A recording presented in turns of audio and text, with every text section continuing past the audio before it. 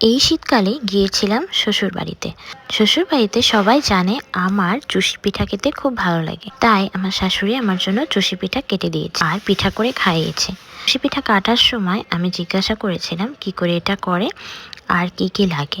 প্রথমে কড়াইতে 1 লিটার পরিমাণ জল নিয়ে সেটা ভালো করে ফুটে উঠলে পরিমাণ মতো লবণ দিয়ে তারপরে আটাটা বানিয়ে নিতে হবে। নেওয়ার পর এরকমভাবে সরে করে পাকায় নিতে হবে। নেওয়ার পরে এইভাবে সুশি কেটে তুমি সিদ্ধ করে নিছো? হ্যাঁ, সিদ্ধ করে রেখেছি। আর এখন এরকম লম্বা লম্বা করে কেটে নিচ্ছি, কেটে নিয়ে তারপর চুষি কাটতে হবে। তারপর চুষি তৈরি, হ্যাঁ তাহলে এগুলো করতে হবে। এখানে চুষি পিঠা করার জন্য আলু চাল বা সেদ্ধ চাল নিয়ে করতে হয়। এগুলো এরকম মিহি করে কেটে নিতে হয় ছোট ছোট করে।